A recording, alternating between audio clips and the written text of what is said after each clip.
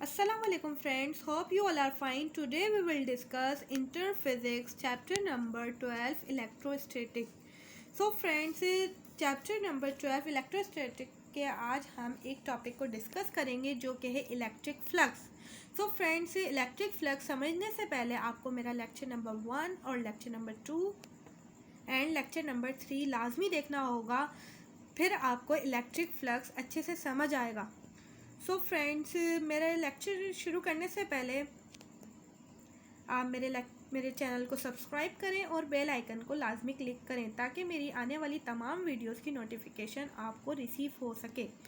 So friends, चलते हैं अपने टॉपिक की तरफ, जो कि हमारे पास क्या है, electric flux. Electric flux, the total number of electric lines of force passes through the area normally is known as electric flux.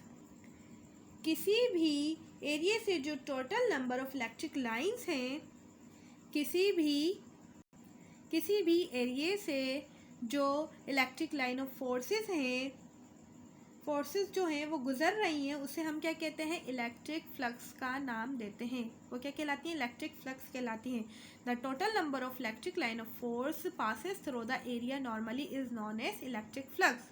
मतलब कि किसी भी एरिया से जो भी total number of electric line of force गुजर रही हैं उसे हम कहते हैं इलेक्ट्रिक फ्लक्स. फॉर एग्जाम्पल, हमारे पास क्या है, एक एरिया है, इससे दो इलेक्ट्रिक लाइन ऑफ फोर्सेस क्या हो रही है, गुजर रही हैं, तो यहाँ से इसका इलेक्ट्रिक फ्लक्स क्या होगा, कम होगा.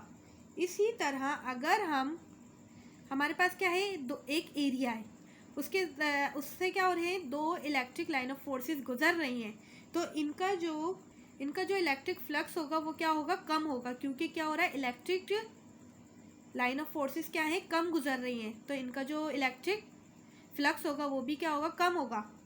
इसी तरह अगर हम इलेक्ट्रिक लाइन ऑफ फोर्सेस की तादाद क्या करें, बढ़ा दें, मतलब कि ज़्यादा कर दें, इलेक्ट्रिक लाइन ऑफ फोर्सेस की तादाद को हम क्या करते हैं, ज़्यादा होती हैं, तो फ्लक्स,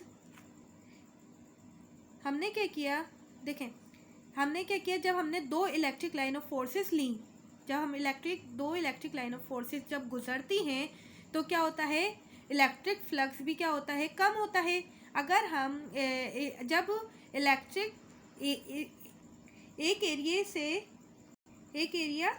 इस एरिया से हम क्या करें, बहुत सारी जो ज़्यादा हम क्या करें, इलेक्ट्रिक लाइन ऑफ फोर्सेस गुजारेंगे, तो इसी तरह अगर हम इलेक्ट्रिक लाइन ऑफ फोर्सेस ज़्यादा उस एरिया से गुजरेंगी तो जो इलेक्ट्रिक फ्लक्स होगा वो भी क्या होगा, ज़्यादा होगा.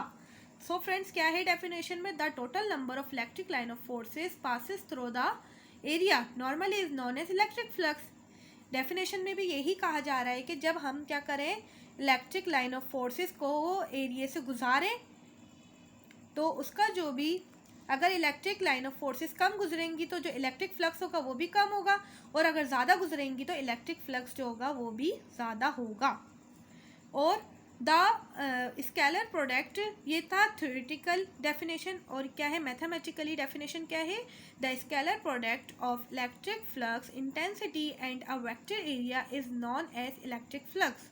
सो फ्रेंड्स, मैंने chapter number 2 scalar and vector वाला जो चैप्टर है फर्स्ट ईयर फिज़िक्स का, वो मैंने बहुत डिटेल में और बहुत अच्छे तरीके से वहाँ मैंने डिस्कस किया है. आप मेरी प्लेलिस्ट पर, मेरे चैनल पर जाइएगा, वहाँ पर प्लेलिस्ट होगी स्केलर एंड वेक्टर की, वहाँ पर आपको सारे लेक्चर मिलेंगे स्केलर और वेक्टर पे. वो बहुत अच्छा मैंने वहाँ पे डिटेल में डिस्कस किया है, आप वो समझिएगा, फिर आपको जो ये मैथमेटिकली डेफिनेशन है वो भी अच्छे से समझ आएगी कि स्केलर प्रोडक्ट क्या है, वेक्टर प्रोडक्ट क्या है, और इनके लॉज क्या हैं, वो मैंने बहुत अच्छे से डिस्कस किया है. आप लाजमी उन लेक्चर्स को भी देखिएगा. The scalar product of electric field intensity and vector area is known as electric flux. Scalar product of electric field intensity, किसका स्केलर प्रोडक्ट है, इलेक्ट्रिक फील्ड इंटेंसिटी, और वेक्टर एरिया है जिसको हम क्या कहते हैं, इलेक्ट्रिक फ्लक्स कहते हैं. मैथमेटिकली ये जो फाई है, फाई, इसका जो ये क्या होता है, इलेक्ट्रिक फ्लक्स का क्या होता है, सिंबल होता है. इलेक्ट्रिक फ्लक्स बराबर होती है electric line of forces dot area के। इसी तरह मतलब कि यूनिट एरिया के। एक और डेफिनेशन होती है जो इलेक्ट्रिक फ्लक्स होता है वो बराबर होता है electric field unit area cos theta के। अब क्या है, फाई नॉट, जो फाई हमारे पास है वो क्या कहलाता है, फ्लक्स कहलाता है। ई क्या है, हमारे पास इलेक्ट्रिक फील्ड है, और डेल्टा ए क्या है, हमारे पास यूनिट एरिया है। सो फ्रेंड्स, एप्टीट्यूड के टेस्ट में आता है कि इलेक्ट्रिक फ्लक्स मैक्सिमम कब होता है और मिनिमम कब होता है। उनकी डिग्रीज भी पूछी जाती हैं कि कौन सी डिग्री पर ये पॉजिटिव होता है और कौन सी डिग्री पे वो नेगेटिव होता है। और बाज़ दफ़ा तो क्वाड्रेंट सिस्टम भी पूछ लिया जाता है कि क्वाड्रेंट सिस्टम फर्स्ट क्वाड्रेंट में किसकी इलेक्ट्रिक फ्लक्स की वैल्यू पॉजिटिव होती है या नेगेटिव होती है, ये भी पूछ लिया जाता है। वो भी आज हम यहाँ डिस्कस करेंगे ताकि हमारे कॉन्सेप्ट अच्छे से क्लियर हों। तो फ्रेंड्स, क्या है मैक्सिमम फ्लक्स? मैक्सिमम कब होता है? When electric field and unit area are in same direction. जब क्या हो, हमारे पास क्या है, हमारे पास क्या है, एक एरिया है, इससे हमने क्या किया, इलेक्ट्रिक लाइन ऑफ फोर्सेस गुजारी, और उसी सेम डायरेक्शन के अंदर जो यूनिट एरिया है वो क्या आ रहा है, सेम आ रहा है। मतलब कि जब हमारे पास इलेक्ट्रिक फील्ड और यूनिट एरिया क्या हो, सेम डायरेक्शन में हो, तो हमारे पास थीटा क्या होगा, 0 के बराबर होगा। अब हमें पता है जो थीटा है 0 के बराबर है। हमने क्या किया, ई जो फाई था वो बराबर था ई डेल्टा ए कोस थीटा के, तो हमने क्या किया, ई डेल्टा ए कोस थीटा लिया। अब हमें पता है थीटा 0 के बराबर है, तो कोस 0 आ गया। अब हमें पता है कोस 0 किसके बराबर होता है, 1 के बराबर होता है, तो फाई बराबर आ गया ई डेल्टा ए के। मतलब कि जब क्या हो, डायरेक्शन क्या हो, इन दोनों की इलेक्ट्रिक फील्ड और यूनिट एरिया की क्या हो, डायरेक्शन सेम होगी, तो हमारे पास इलेक्ट्रिक फ्लक्स क्या होगा, मैक्सिमम होगा। इसी तरह मिनिमम क्या होगा, 0 फ्लक्स भी कह सकते हैं और मिनिमम फ्लक्स भी कह सकते हैं। So friends, when electric field and unit area are perpendicular to each other, जब क्या हो, इलेक्ट्रिक फील्ड मतलब इलेक्ट्रिक लाइन ऑफ फोर्सेस और यूनिट एरिया क्या हो, एक दूसरे के परपेंडिकुलर होंगे, तो इनके दरमियान क्या बनेगा, 90 डिग्री का एंगल बनेगा। जब हमें पता है 90 डिग्री का एंगल बनता है, तो हमारे पास जो डायरेक्शन होती है वो क्या होती है, परपेंडिकुलर होती है। अब हमारे पास क्या, इलेक्ट्रिक लाइन ऑफ फोर्स, हमने क्या एक एरिया से इलेक्ट्रिक लाइन ऑफ फोर्सेस गुजारी, और जो एरिया बन रहा है वो क्या बन रहा है, परपेंडिकुलर बन रहा है, मतलब कि 90 डिग्री का बन रहा है। थीटा हमारे पास क्या गया, 90 डिग्री। इसी तरह हम क्या करेंगे, ये फॉर्मूला लिखेंगे। हमने क्या किया, फाई बराबर है ई डेल्टा ए कोस 90 के। हमें पता है थीटा जो है वो 90 के बराबर है, और कोस 90 किसके बराबर होता है, 0 के बराबर है। जब 0 इन ई डेल्टा ए से मल्टीप्लाई करेगा तो हमारे पास क्या आएगा, फाई जो होगा वो किसके बराबर हो जाएगा, 0 के बराबर आ जाएगा। मतलब कि जो इलेक्ट्रिक फ्लक्स है वो क्या हो जाएगा, मिनिमम होगा। आई होप कि आपको मैक्सिमम और मिनिमम समझ आया होगा। सो फ्रेंड्स, बाज़ औक़ात क्या होता है, मैंने अभी आपको बताया कि टेस्ट के अंदर ज़्यादातर एमसीक्यूज़ में भी पूछ लिया जाता है कि इलेक्ट्रिक फ्लक्स जो है वो मिनिमम कब होता है और मैक्सिमम कौन सी डिग्री पर होता है। सो फ्रेंड्स, हमने क्या किया, कोऑर्डिनेट सिस्टम, हमारे पास क्या है, कोऑर्डिनेट सिस्टम है। सो फ्रेंड्स, मैंने चैप्टर नंबर 2 जब समझाया था वेक्टर, स्केलर और वेक्टर वाला, उसके अंदर मैंने डिटेल में कोऑर्डिनेट सिस्टम भी समझाया है। आप मेरी प्लेलिस्ट पर जाइएगा, वहाँ पर देखिएगा, आपको पूरा डिटेल में कोऑर्डिनेट सिस्टम समझाया है। आई होप आपको वो लेक्चर जब आप समझेंगे ना, तो आपको ये कोऑर्डिनेट सिस्टम जो है ना वो बहुत ही ईजी लगेगा, और आप सेकेंडों में इसका आंसर दे सकते हैं। हमने क्या किया, 4 लाइन्स ड्रॉ की। हमने 4 लाइन्स ड्रॉ की। 0 से 90 डिग्री के दरमियान जो क्वाड्रेंट होता है वो फर्स्ट क्वाड्रेंट कहलाता है। 90 से 180 के दरमियान जो क्वाड्रेंट होता है वो सेकंड क्वाड्रेंट कहलाता है। और 180 से लेकर 270 के दरमियान जो क्वाड्रेंट होता है वो थर्ड क्वाड्रेंट कहलाता है। और 270 से 0 के दरमियान जो क्वाड्रेंट होता है, नहीं, 270 से लेकर 360 के दरमियान जो क्वाड्रेंट होता है वो क्या कहलाता है, फोर्थ क्वाड्रेंट कहलाता है। अब हमें पता है एफ एक्स बराबर होता है एफ कोस थीटा के। एफ एक्स किसके बराबर है, एफ कोस थीटा के। अब हमें पता है जो अब देखो, इलेक्ट्रिक फ्लक्स वहाँ पॉजिटिव होगा जहाँ कोस थीटा की वैल्यू जो होगी पॉजिटिव होगी, और इलेक्ट्रिक फ्लक्स वहाँ नेगेटिव होगा जहाँ कोस थीटा की वैल्यू क्या होगी, नेगेटिव होगी। जहाँ एक्स की वैल्यू पॉजिटिव होगी वहाँ कोस थीटा की वैल्यू क्या होगी, पॉजिटिव होगी, क्योंकि कोस थीटा डिपेंड करता है एक्स पर। हमें पता है कोस थीटा किस पे होता है, एक्स पर होता है। सो फ्रेंड्स, अब क्या है हमारे पास, क्या है 0 डिग्री। 0 डिग्री मतलब क्या है, 0 डिग्री और 90 डिग्री के दरमियान जो है, 0 से 90 के जो दरमियान एक्स की जो वैल्यू है वो क्या है, पॉजिटिव है। 0 से 90 के दरमियान जो एक्स की वैल्यू वो क्या है, पॉजिटिव है। 90 से 180 के दरमियान जो एक्स की वैल्यू है वो क्या है, नेगेटिव है। 180 से 270 के दरमियान जो एक्स की वैल्यू है वो क्या है, नेगेटिव है। और 270 से 360 के दरमियान जो एक्स की वैल्यू वो क्या है, पॉजिटिव है। इसी तरह अगर एक्स की वैल्यू पॉजिटिव जहाँ होगी तो वहाँ पे क्या होगी, कोस थीटा की वैल्यू भी पॉजिटिव होगी, और जहाँ नेगेटिव होगी तो कोस थीटा की वैल्यू भी नेगेटिव होगी। पॉजिटिव इलेक्ट्रिक फ्लक्स की बात करते हैं। अब हमें पता है कि 0 से 90 के दरमियान जो कोस थीटा की वैल्यू है, मतलब एक्स की जो वैल्यू है वो क्या है, पॉजिटिव है। तो मतलब कि 0 डिग्री ग्रेटर है थीटा के। सो फ्रेंड्स, एग्जाम के अंदर अगर एंगल का पूछा जाए तो क्वाड्रेंट का पूछा जाएगा। अब क्या है, पॉजिटिव इलेक्ट्रिक फ्लक्स है हमारे पास। अब क्या है, 0 जो है, 0 से ग्रेटर है थीटा और थीटा से ग्रेटर है 90 डिग्री। अब देखें, अब हमें पता है कि जो क्रोकोडाइल होता है उसका मुंह हमेशा कहाँ खुलता है, ज़्यादा की तरफ खुलता है। तो आप कंसीडर कर लें ये जो है 0 से ग्रेटर है थीटा और थीटा से क्या ग्रेटर है, 90 डिग्री। सो फ्रेंड्स देखें, 0 से 90 के दरमियान जो है वो क्या है, कोस थीटा की वैल्यू पॉजिटिव है, क्योंकि एक्स क्या है यहाँ पे पॉजिटिव है। मतलब कि फर्स्ट क्वाड्रेंट में जो 0 से 90 के दरमियान जो है वो क्या है, पॉजिटिव इलेक्ट्रिक फ्लक्स बनेगा। इसी तरह 270 से लेकर 360 के दरमियान, मैंने आपको बताया ना 270 और 360 के दरमियान एक्स क्या है, पॉजिटिव है, तो इलेक्ट्रिक फ्लक्स भी क्या होगा, पॉजिटिव होगा। मतलब कि कोस थीटा की वैल्यू क्या होगी, पॉजिटिव होगी। इसी तरह नेगेटिव की बात करते हैं। नेगेटिव इलेक्ट्रिक फ्लक्स मतलब कि 90 से ग्रेटर है थीटा और थीटा से ग्रेटर है 270। जब 90 से ग्रेटर होगा थीटा तो क्या होगी, इलेक्ट्रिक फ्लक्स मतलब कोस थीटा की जो वैल्यू होगी, एक्स की जो वैल्यू होगी वो नेगेटिव होगी, और थीटा से 270 के दरमियान जो वैल्यू होगी वो क्या होगी, नेगेटिव होगी। हमारे पास क्या है, 90 से 180 के दरमियान क्या है, कोस थीटा की वैल्यू नेगेटिव है, मतलब एक्स क्या है, नेगेटिव है, तो कोस थीटा भी क्या होगा, नेगेटिव होगा, मतलब कि थर्ड क्वाड्रेंट में।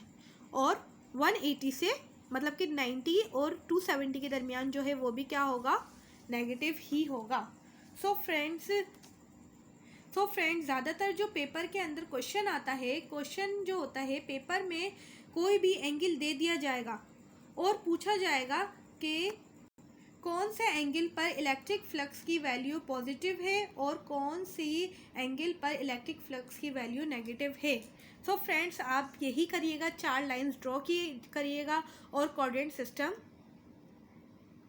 कोऑर्डिनेट सिस्टम के तहत आप क्या करेंगे, सेकंडों में इसका आंसर आसानी से निकाल सकते हैं कि हमें पता है कि पॉजिटिव कहाँ है और नेगेटिव कहाँ है, कौन सी डिग्री पर पॉजिटिव और कौन सी डिग्री पर नेगेटिव है।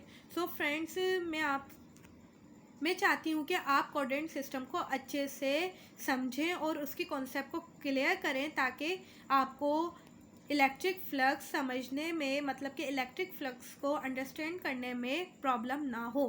तो सो फ्रेंड्स, अभी आप ये वीडियो कंप्लीट देखने के बाद आप फ़ौरन कहाँ जाएंगे, मेरी प्लेलिस्ट पर जाएंगे, मतलब मेरे जो चैनल की प्लेलिस्ट है वहाँ पर जाएंगे और कोऑर्डिनेट सिस्टम अच्छे से समझेंगे और नीचे कमेंट में डन लिखेंगे, ताकि मुझे पता चले कि कितने स्टूडेंट हैं जो कि मेरी बात को समझते हैं और उनको मेरे लेक्चर समझ आते हैं। आई होप कि आपको इलेक्ट्रिक फ्लक्स अच्छे से समझ आया होगा। इलेक्ट्रिक फ्लक्स की क्या करते हैं, डेरिवेशन सॉल्व करते हैं। Show that flux through the sphere is independent of its size. So friends, ये जो क्वेश्चन है अक्सर लॉन्ग में भी आ जाता है, इंटर के एग्जाम्स में लॉन्ग में भी आ जाता है। अगर आप इसी तरह, जैसे मैं आपको समझाऊँ इसी तरह आप लिख कर आएंगे तो आपको फुल मार्क्स मिलेंगे। क्या है flux through space, flux space पे क्या है। सो फ्रेंड्स, क्या है, consider the sphere of radius R हम and a point charge Q placed at its centre. हमने कंसिडर किया एक स्फीयर है जिसका रेडियस क्या है आर है and a point charge Q, और पॉइंट चार्ज क्या है क्यू, हमने प्लेस किया एट इट्स सेंटर, और सेंटर के अंदर हमने क्या किया पॉइंट चार्ज रखा, और इसके जो स्फीयर ऑफ रेडियस है वो क्या है आर है। हमने क्या किया इनके जो दरमियान जो रेडियस है मतलब इनके दरमियान जो डिस्टेंस है वो क्या है आर है। ठीक है।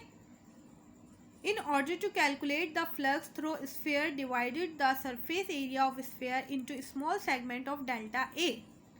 In order to calculate the flux, हम क्या करेंगे इस ऑर्डर के मुताबिक हम क्या करेंगे मतलब कि फ्लक्स को क्या करेंगे कैलकुलेट करेंगे स्फीयर से, मतलब कि स्फीयर को क्या कर देंगे डिवाइड कर देंगे। स्फीयर का जो सरफेस है उसको हम छोटे छोटे सेगमेंट के अंदर डिवाइड कर देंगे, मतलब कि जो उनका एरिया है उसको छोटे छोटे सेगमेंट में डिवाइड कर देंगे, मतलब कि surface area of sphere into small segment of delta A. Delta A को हम क्या कर देंगे स्मॉल सेगमेंट में डिवाइड कर देंगे। हमने क्या किया एक स्फीयर लिया, ठीक है स्फीयर लिया और हमने कंसीडर कर लिया कि हमारे पास क्या है स्फीयर है, इसके दरमियान जो है वो क्या है रेडियस है और क्या है and a point charge. Centre में क्या है पॉइंट चार्ज हमने क्या कर दिया प्लेस कर दिया। अब इनका जो सरफेस है मतलब कि इनका जो सरफेस एरिया है सरफेस एरिया ऑफ स्फीयर है उसको हमने क्या कर दिया स्मॉल सेगमेंट में डिवाइड कर दिया। डिवाइड किया डेल्टा ए हमने स्मॉल सेगमेंट में डिवाइड कर दिया।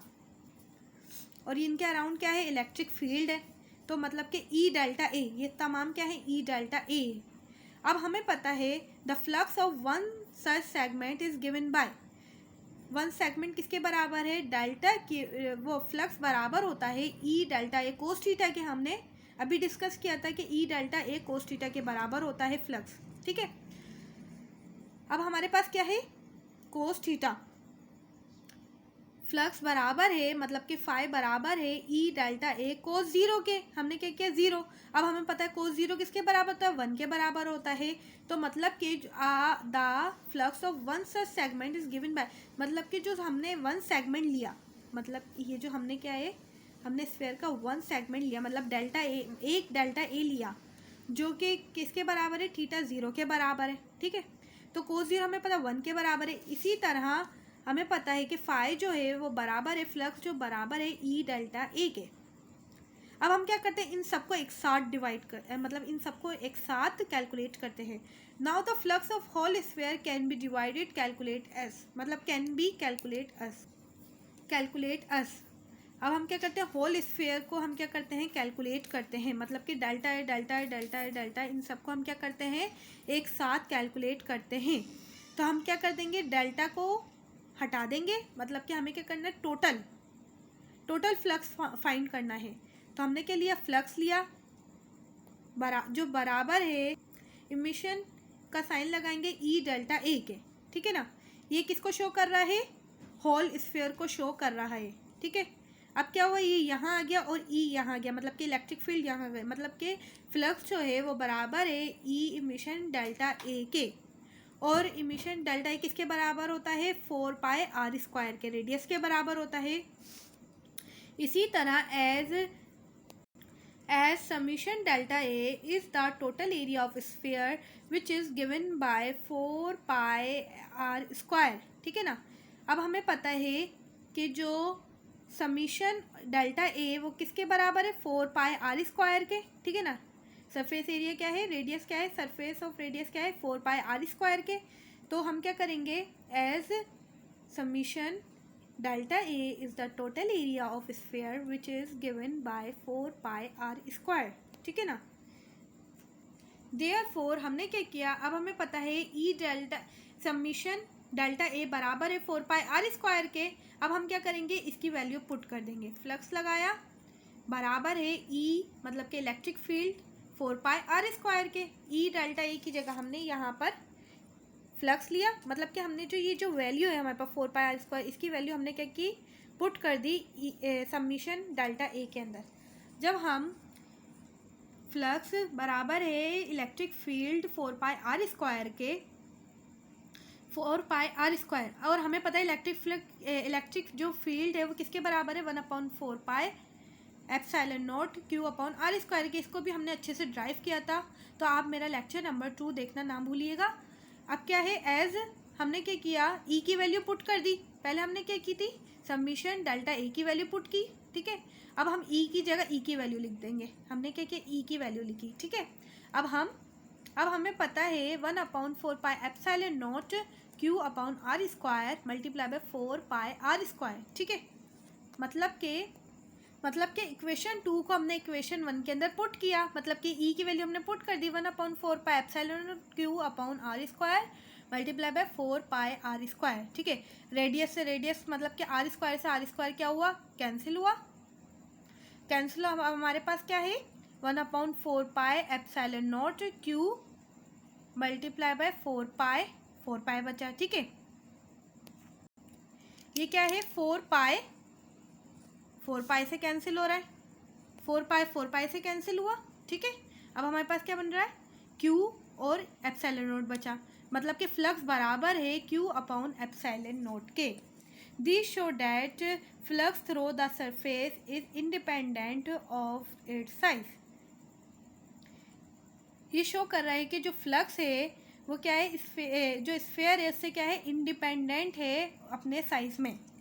सो फ्रेंड्स, आई होप आपको इलेक्ट्रिक फ्लक्स समझ आया होगा, इसकी डेरिवेशन समझ आई होगी, और हमने जो एप्टीट्यूड के टेस्ट के जो MCQ वो क्वेश्चंस डिस्कस किए होंगे वो समझ आए होंगे।